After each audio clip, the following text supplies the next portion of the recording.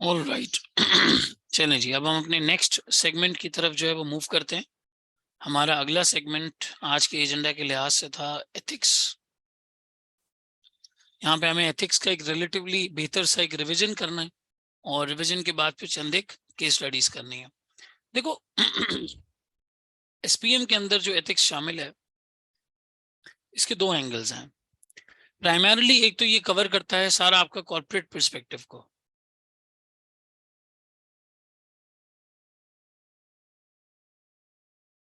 और फिर उसके अंदर आईकैप का कोड ऑफ एथिक्स भी जो है वो शामिल है।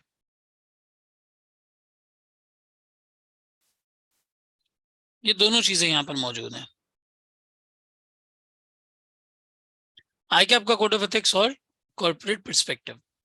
आईकैप ज्यादातर आपसे जो सवाल पूछेगा वो primarily corporate code of ethics के एम्बिट में रह के ही पूछेगा, लेकिन इसके अंदर वो ऑडिटिंग वाले सेफगार्ड्स की जरूरत नहीं है। यहाँ पर क्या चीज की जरूरत है वो मैं आपको अभी बताता हूँ। सही, कॉर्पोरेट पर्सपेक्टिव से आपके पास क्या क्या है? आपके पास है कॉर्पोरेट कोड ऑफ एथिक्स,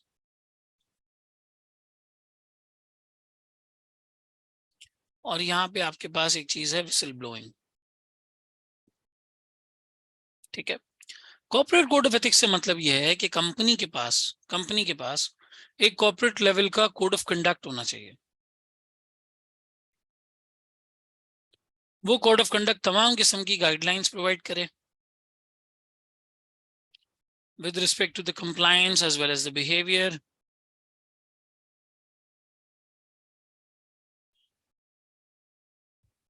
ये वाली तमाम तर चीजें इसके अंदर जो है वो शामिल होती हैं। विसल ब्लोइंग का एस्पेक्ट इन्होंने ये कवर किया है कि भाई जब आप कोई अनएथिकल चीज होते हुए देखेंगे तो नेचुरली स्पीकिंग आपके पास एक रेमेडी होती है विसल ब्लोइंग। विसल ब्लोइंग का मतलब ये होता है कि आप किसी चीज को साइलेंटली रिपोर्ट कर देते हैं टू द हायर अथॉरिटीज। अब वो जिस भी लेवल पे हो, मैनेजर लेवल पे फ्रॉड हो तो आप सीनियर मैनेजर को इंटीमेट कर सकते हैं। अगर सीनियर मैनेजर लेवल पे कोई गलत काम हो रहा है तो आप डायरेक्टर्स को इंटीमेट कर सकते हैं। डायरेक्टर लेवल पे अगर कोई, मतलब डायरेक्टर्स के मेरा जो फंक्शनल डायरेक्टर्स होते हैं, आप सीईओ को रिपोर्ट कर सकते हैं। अगर सीईओ के लेवल पे कोई मसला है तो आप बीओटी को रिपोर्ट कर सकते हैं, या आप जो है वो किसी रेगुलेटरी अथॉरिटी, रेगुलेटरी बॉडी को भी रिपोर्ट कर सकते हैं। अब विसल ब्लोइंग के अंदर चंद एक कंसिडरेशन है जो हमें यहाँ पे जहन में रखनी है। पहली बात ये कि विसल ब्लोइंग करने से पहले आदमी कुछ कंसिडरेशंस यहाँ पे जो है वो अपने जहन में रखे। कंसिडरेशंस में सबसे पहली बात आई कि आपने यहाँ पे बताई है, लिसन बोथ साइड्स। आप सिर्फ एक बंदे के बारे में जान के कि वो बुरा कर रहा है उसको रिपोर्ट ना कर दें, समझें सामने वाली की बात को भी कि अगर वो कोई चीज कर रहा है तो क्यों कर रहा है। यानी कि आप डिस्कस करें with the victim as well, sorry with the culprit as well, discuss the matter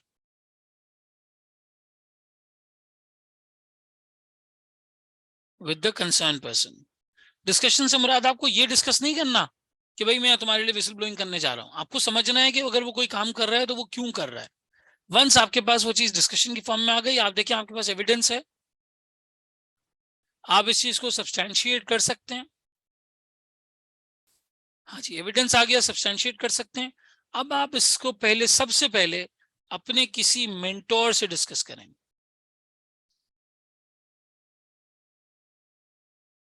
कि भाई शुड आई डू दिस और नॉट, ये करना चाहिए या नहीं करना चाहिए।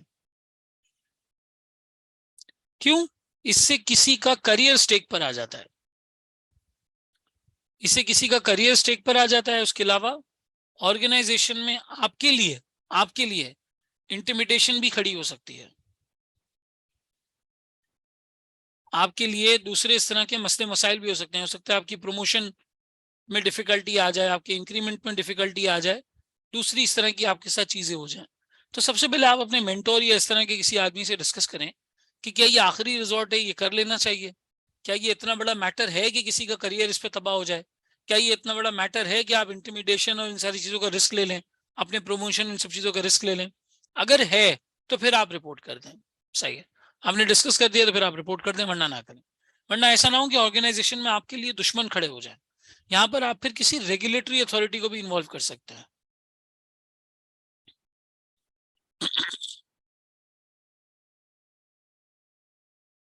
रेगुलेटरी अथॉरिटी को भी इन्वॉल्व कर सकते हैं। जरूरी नहीं है कि आप ही करें, आप लीगल एडवाइस भी ले सकते हैं कि भाई मुझे क्या करना चाहिए। और at the end of the day अगर आपके पास कोई ऐसा रिजॉर्ट नहीं बचता और आपको ये काम करना पड़ेगा जो गलत काम है, you can leave the job. मिसाल के तौर पे कोई सेठिया कंसर्न है, आपने सब कुछ कर लिया, हर तरीके से कोशिश कर ली, लेकिन बेहतर नहीं हो रहा, आप उस जॉब को छोड़ दें, उस जगह को छोड़ दें, गलत काम का साथ जो है वो ना दे कहीं, और आपको इंशाल्लाह ताला उसकी नेमुल बदल उसका जो है वो कहीं ना कहीं मिल जाएगा। तो एक ICAP ने यहाँ पे विसल ब्लोइंग की चीजें बताई हैं इस टेक्स्ट के अंदर। एक कॉर्पोरेट कोड ऑफ एथिक्स के बारे में बताया है कि जी एक गाइडलाइन होनी चाहिए और एक प्रॉपर फॉर्मेट में चीजें लिखी हुई हो, उसकी मॉनिटरिंग हो, ये सब चीजें जो है वो करनी चाहिए, ये सब इसके अंदर आता है। फिर आता है ICAP का कोड ऑफ एथिक्स। देखो ऐसा नहीं है कि हम कॉर्पोरेट कोड ऑफ एथिक्स में कोई चीज पढ़ते हैं तो वो ऑनेस्टी इंटेग्रिटी में फॉल नहीं करता, वो फॉल करता है। लेकिन ICAP के कोड ऑफ एथिक्स में हमारे पास प्राइमरली दो चीजें आ जाती हैं, फंडामेंटल प्रिंसिपल्स जिनसे कंप्लाई करना हमें लाजमी है। कौन कौन से हैं भाई फंडामेंटल प्रिंसिपल्स, पता है आप लोगों को? जरा देखें कितना याद है। हाँ जी, कौन कौन से हैं? Integrity, objectivity, professional competence and due care, confidentiality, professional behaviour.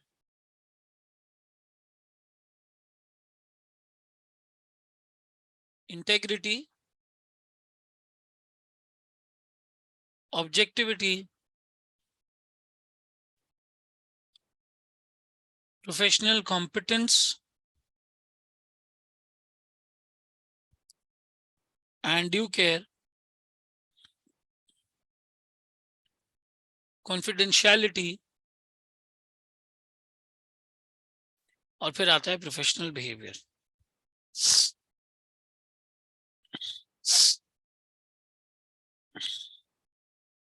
In professional principles की कंप्लायंस इज मैंडेटरी।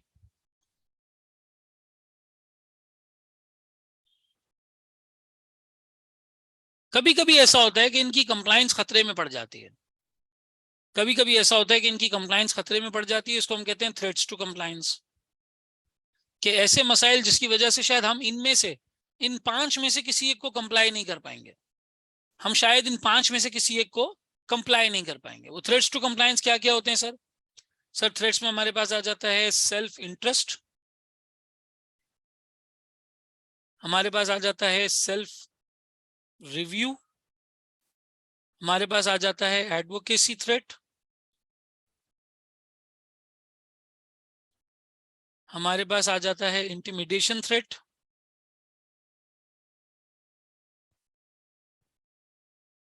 और हमारे पास आ जाता है फेमिलियरिटी। ये ऐसे मसाइल होते हैं जो हमें इन 5 में से किसी एक की कंप्लायंस से रोक रहे होते हैं, इन 5 में से किसी एक की कंप्लायंस से हम रोक रहे होते हैं। सही है?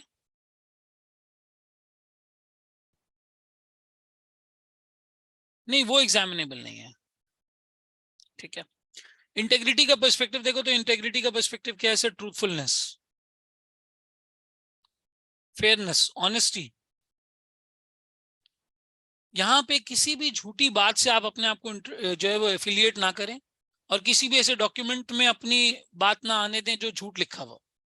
ऑब्जेक्टिविटी का प्राइमरीली यहाँ पे मतलब है you be unbiased, unbiased towards doing the right thing, जो सही है, जो होना चाहिए वो यहाँ पे करना है, इसके अलावा कुछ भी नहीं करना। Professional competence and due care का मतलब क्या है? Do what you know how to do, वो करो जो आपको करना आता है, and when you do it well, क्योंकि लोग आप पे भरोसा कर रहे हैं। तो आप कॉम्पिटेंट होने चाहिए, जो भी काम आप कर रहे हैं उसके अंदर कॉम्पिटेंट होने चाहिए। कॉन्फिडेंशियलिटी, सीक्रेसी को आप ब्रीच ना करें, ये ब्रीच नहीं होना चाहिए। कोई बिजनेस सीक्रेट या इस तरह की कोई चीज जो कंपटीटर को पता चली कि नुकसान होगा, नहीं। पुराने एम्प्लॉयर की भी नहीं, करंट एम्प्लॉयर की भी नहीं, किसी भी कंपनी की आप कॉन्फिडेंशियलिटी को ब्रीच नहीं कर सकते। और प्रोफेशनल बिहेवियर एक ब्लैंकेट क्लॉज है, एक जनरल क्लॉज है जो कहता है कोई भी ऐसा काम नहीं कर सकते which brings disrepute to the profession.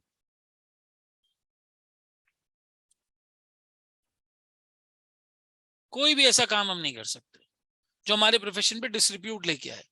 ये चार्टर्ड अकाउंटेंट्स इन प्रैक्टिस पे भी अप्लाई होता है, चार्टर्ड अकाउंटेंट्स इन बिजनेस पे भी अप्लाई होता है।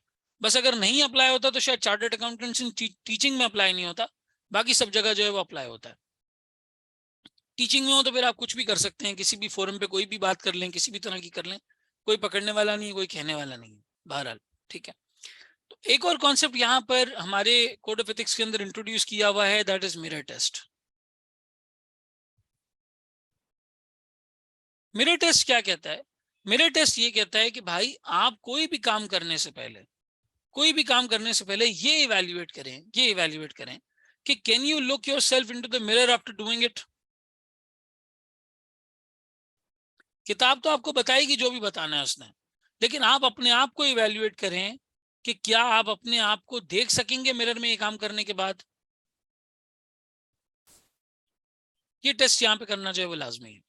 बाकी जहां तक सेफगार्ड्स की बात है, जहां तक सेफगार्ड्स की बात है, तो देखो ये चार्टर्ड अकाउंटेंट्स इन प्रैक्टिस का ज्यादा तौर पर कोई ताल्लुक आपका इन चीजों से नहीं हो सकता जो आप ऑडिटिंग के अंदर सेफगार्ड्स देखते हैं कि टीम्स को अलग कर लें, चाइनीज वॉल क्रिएट कर लें। कुछ हद तक हो सकता है इस तरह के सेफगार्ड्स अप्लाई कर रहे हैं, लेकिन चार्टर्ड अकाउंटेंट बिजनेस के अंदर आपके पास जो सेफगार्ड होते हैं वो होते हैं भाई आप डिस्कशन करें, डिस्कशन नहीं कर सकते तो आप रिपोर्ट करें, रिपोर्ट करने के बाद you should leave the place. इससे ज्यादा आपके पास यहाँ सेफगार्ड्स हैं नहीं। आप डिस्कस कर लें क्या सही है क्या गलत है, और फिर उसके बाद अगर उस पर कोई हल निकल रहा है तो ठीक है, वरना ज्यादा से ज्यादा आप लीगल एडवाइस ले सकते हैं। और ज्यादा लंबे चौड़े ना सेफगार्ड्स एसपीएम में है ना आईकैप आपको इस पे टेस्ट कर सकता है, बहुत ज्यादा ये चीज नहीं है। तो आप देखेंगे हमारे पूरे एथिक्स के अंदर कॉर्पोरेट पर्सपेक्टिव है, आईकैप का कोड ऑफ एथिक्स है, और फिर उसके बाद एक छोटा सा एंगल इन्होंने ब्राइबरी और करप्शन का हमें दिया हुआ है। तो वो हम सब जानते हैं कि भाई आपने ना ब्राइबरी में इन्वॉल्व होना है, ना करप्शन में इन्वॉल्व होना है, ना इनसाइडर ट्रेडिंग में इन्वॉल्व होना है, ना कोई इस तरह की कॉन्फिडेंशियलिटी ब्रीच में इन्वॉल्व होना है। सर मेरे टेस्ट के हवाले से पेपर में सवाल किस टाइप से आ सकता है? मतलब मिसाल के तौर पे आपके पास पेपर में एक जनरल सिनेरियो आया जिसमें कंडीशन दे दी है कि आपने, और आपसे कहा भाई बताओ आपका जमीर क्या कहता है, ये काम करना चाहिए या नहीं करना चाहिए, इसकी जो गलतियां हैं वो बता दें। लेकिन आई कैप नॉर्मली एथिक्स के सवाल आप हिस्ट्री उठा के देखेंगे ना, तमाम सब्जेक्ट्स की हिस्ट्री उठा के देखेंगे तो आई कैप नॉर्मली एथिक्स के सवाल इन ग्राउंड्स पे नहीं बल्कि इन ग्राउंड्स पे पूछता है। फंडामेंटल प्रिंसिपल्स कौन से हैं जिसकी कंप्लायंस नहीं हो रही, और थ्रेड्स टू कंप्लायंस क्या क्या है हमारे पास। मैं आपको लगे या तो समर 22 का क्वेश्चन भी दिखा देता हूँ, गिव मी अ मिनट। ये देखिए ये आपका समर 22 का आपको जो है वो क्वेश्चन नजर आ रहा है, ये हमारे पास है, ठीक है, ये क्वेश्चन नजर आ रहा है आपको। अच्छा इस क्वेश्चन को डिस्कस करने का मतलब अभी कॉन्सेप्चुअल बात करना नहीं है, दिखाना है कि आईकैप किस तरह से पूछता है। आपका जो रिपोर्टिंग में नॉर्मली कोड ऑफ एथिक्स आता है ना, एसपीएम में मिलता जुलता कोड ऑफ एथिक्स आपके पास आता है नॉर्मली। टैक्स का एरिया होता तो टैक्स प्लानिंग हवाले का, टैक्स प्लानिंग के हवाले से और इन चीजों के हवाले से चीजें आती। रिपोर्टिंग और एसपीएम दोनों चार्टर्ड अकाउंटेंट्स एंड बिजनेस के एंगल से टेस्ट की जाती हैं, क्योंकि आप प्रिपेयर साइड पे होते हैं, आप बिजनेस की साइड पे बैठे हुए होते हैं, ना कि दूसरी साइड पर बैठे हुए होते हैं। अब देखो इसके अंदर क्या हुआ है, मैं थोड़ा सा आपको एक कंक्लूजन दे देता हूँ। कशान एक बंदा एक कंपनी में सीईओ था, वहां पर जो है वो बेसिकली इसकी बहुत अच्छी रेप्यूटेशन थी। अब इनकी एक फर्म थी एपिटोम कंसल्टेंट्स, एपिटोम कंसल्टेंट्स में बाद में ये एचआर पार्टनर के तौर पे ज्वाइन करता है, और जो बंदा इसको लेकर आता है उसका नाम होता है आसिफ। आसिफ ही इसको लेकर आता है, कहता है भैया हम काफी टाइम से एक दूसरे को जानते हैं, जो है वो मैं आपकी कंपनी का टैक्स पार्टनर भी रह चुका हूँ, आप हमें एज एन एचआर मैनेजर जो है वो ज्वाइन कर लें। काशान जब ज्वाइन करता है तो फिर एक मीटिंग होती है, उस मीटिंग में बताना होता है कि यार हाई स्टाफ टर्नओवर के रीजंस क्या हैं। पता चलता है जी स्टाफ छोड़ के इसलिए जाता है, investigation has revealed that tax department is the highest staff turnover because of aggressive nature of Asif. Asif का नेचर बहुत एग्रेसिव है, who often gets offensive and has been even fired some staff members because of difference of opinion with him। यानी आसिफ यहाँ पे biased भी है, अगर उससे कोई अग्री नहीं करे तो वो निकाल देता है जॉब से। और दूसरा यहाँ पे मसला ये आता है कि भाई इसका बहुत ही एग्रेसिव नेचर है, बहुत एग्रेसिव नेचर है, गाली गलोच करता होगा, इस तरह कुछ करता होगा। एग्रेसिव नेचर से और क्या मतलब है, यही मतलब निकलेगा। काशान भाई इन्होंने ये डिस्कस जो ये बिहेवियर जो है वो एक दूसरे पार्टनर से भी डिस्कस किया। उसने उनको बोला कि यार ये बंदे की मेजर से है, ये सारा बिजनेस लेकर आता है, सारा रेवेन्यू इसकी वजह से आता है बिजनेस के अंदर, और काफी मेजर से है इसकी, अगर तुम ये करोगे तो ये तुम्हें इंटिमिडेट करेगा, हो सकता है जॉब से निकाल दे, मसले मसाइल खड़े कर दे तुम्हारे लिए, चीजें कर दे इस तरह की। फिर आके आपने बोला भाई बताओ थ्रेड्स टू कंप्लायंस क्या है, किसके लिए? काशान के लिए। अगर काशान यहाँ पर रहता है या ये काम करता है तो थ्रेड्स टू कंप्लायंस क्या होंगे? और दूसरे में कहता है कि भाई वो कौन से फंडामेंटल प्रिंसिपल्स हैं जो यहाँ पे पूरे नहीं हो रहे, both from the perspective of Kashan as well as Asif. पहले तो हम थ्रेट्स की बात कर लेते हैं। हाँ भाई, काशान को क्या क्या थ्रेट रहे यहाँ पे? एक तो सर सीधा सीधा मैं बता देता हूँ, इंटिमिडेशन थ्रेट है। इंटिमिडेशन थ्रेट तो है ही है सीधा सीधा, क्यों भाई? मसले मसाइल खड़े कर लेगा, मुझे जॉब से निकाल देगा। और क्या थ्रेट है? मिनहाल कहते हैं sir familiarity, excellent point. Familiarity threat है सर, 10 साल से जानता है उस पार्टनर को ये, और वही बंदा उसको जॉब पे लेकर आया, फेमिलियरिटी थ्रेट है ये। सेल्फ इंटरेस्ट भी आएगा, एग्जैक्टली क्योंकि आपकी जॉब चली जाएगी, आपकी जॉब चली जाएगी, आपको डराया धमकाया जाएगा, और आपकी लॉन्ग एसोसिएशन एक बंदे के साथ। 3 थ्रेट्स टू कंप्लायंस हो गए। और कौन कौन से प्रिंसिपल्स पार्ट बी पे आते हैं? पार्ट बी में कौन कौन से प्रिंसिपल्स यहाँ पे? पहले आसिफ के बताओ, पहले आसिफ के बताओ। आसिफ जो बदतमीजी कर रहा है उसके बताओ। सर आसिफ ऑब्जेक्टिव नहीं है, बिल्कुल सही बात है, बाइस्ड है, अपने ओपिनियन की वजह से लोगों को निकाल देता है, और प्रोफेशनल बिहेवियर नहीं है, डिसरिप्यूट लेके आएगा ये प्रोफेशन को, इस तरह से किसी के साथ मिसबिहेवियर करना। और काशान अगर यहाँ पे रहता है ये सब चीजें करता है, तो काशान भी सर प्रोफेशनल बिहेवियर में फॉल करेगा, बिल्कुल सही है। काशान भी इंटेग्रिटी के टर्म्स में बेसिकली यहाँ पे जो है वो नॉन कंप्लायंस कर लेगा। प्रोफेशनल बिहेवियर की या नॉन कंप्लायंस हो जाएगी, इंटेग्रिटी की या नॉन कंप्लायंस हो जाएगी, ऑब्जेक्टिविटी की या नॉन कंप्लायंस हो जाएगी। आप एक गलत बात करेंगे, गलत चीज को छुपाएंगे, जो हो रही है उसको बताएंगे नहीं, ऑब्जेक्टिव नहीं रहेंगे, अपनी जात के लिए बायस्ड हो जाएंगे, अपने फायदे के लिए बायस्ड हो जाएंगे, और प्रोफेशनल बिहेवियर में तो बहरहाल इस तरह की चीजें आ ही जाती हैं। सिंपल ये 5 चीजें यहाँ पे बतानी थी। ये देखो, self interest, familiarity, intimidation, threat. Self interest क्यों? जॉब चली जाएगी। फेमिलियरिटी क्यों? बहुत सालों से जानते हैं। इंटिमिडेशन क्यों? डराया धमकाया जाएगा, परेशान किया जाएगा, प्रमोशन रोक दी जाएगी, पैसे रोक दिए जाएंगे, चीजों में तंग किया जाएगा। फंडामेंटल प्रिंसिपल्स कौन से कंप्लाई नहीं हो रहे? ऑब्जेक्टिविटी नहीं हो रही कंप्लाई, प्रोफेशनल बिहेवियर नहीं हो रहा। ऑब्जेक्टिविटी क्यों? लोगों की राय इस बंदे से बर्दाश्त नहीं है। प्रोफेशनल बिहेवियर क्यों? बुराई कर रहा है, लोगों के साथ एग्रेसिव बिहेवियर है, डिस्ट्रीब्यूट लेके आएगा।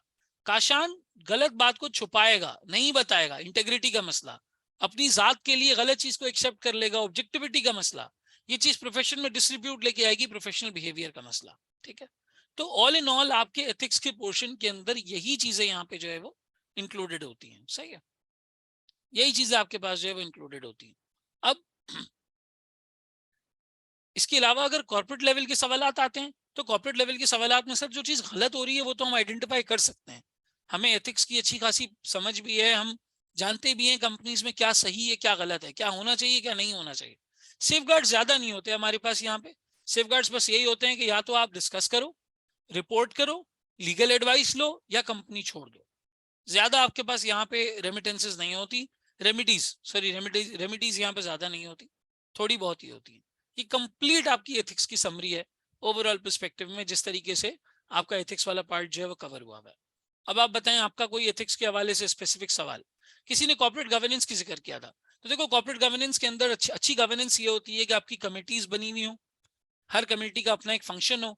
इंटरनल ऑडिट, एक्सटर्नल ऑडिट के लिए ऑडिट कमेटी बनी हुई है, रेम्युनरेशन वगैरह के लिए एचआर की कमेटी बनी हुई है, रिस्क मैनेजमेंट के लिए रिस्क मैनेजमेंट की कमेटी बनी हुई है। इस तरह की बहरहाल छोटी मोटी ये सारी चीजें जो है वो बनी हुई होनी चाहिए। अच्छी गवर्नेंस उसी से हो पाएगी। इंडिपेंडेंट डायरेक्टर्स होने चाहिए आपके, ऐसे लोग भी बोर्ड पर होने चाहिए जो डाइवर्स एक्सपीरियंस रखते हैं, हर तरह के एक्सपीरियंस के लोग, अनबायस्ड लोग। नॉन एग्जीक्यूटिव डायरेक्टर्स होंगे तो वो थोड़ा सा सैलरी वैलरी से हट के सोचते हैं। एग्जीक्यूटिव डायरेक्टर होते हैं तो उनको सिर्फ अपनी सैलरी की फिक्र होती है और अपने बोनस की फिक्र होती है। एग्जीक्यूटिव डायरेक्टर वो होता है जो कंपनी में जॉब भी कर रहा है और बीओडी पे भी है, जैसे सीईओ की जॉब भी है, वो बीओडी पे भी है, वो एग्जीक्यूटिव डायरेक्टर है। Non executive director pure owners को रिप्रेजेंट कर रहे होते हैं या खुद ओनर्स होते हैं वो। तो बहरहाल एक अच्छा बोर्ड पे एक मिक्स होना चाहिए, फीमेल मेल इनकी रिप्रेजेंटेशन हो, एग्जीक्यूटिव नॉन एग्जीक्यूटिव इनका मिक्स हो, इंडिपेंडेंट डायरेक्टर्स भी वहां पर हो, कमिटीज भी बनी हुई हो, हर चीज की गवर्नेंस प्रॉपर्ली होती हो, रेगुलर मीटिंग्स होती हो, रेगुलर मीटिंग्स में मिलकर बात होती हो, तो कंपनी अच्छे रास्ते पे चल सकती है और एक अच्छी गवर्नेंस वहां पे जो है वो अचीव हो सकती है। बहरहाल this is about the summary of ethics. ये चीजें आपके एथिक्स के अंदर जो है वो शामिल है।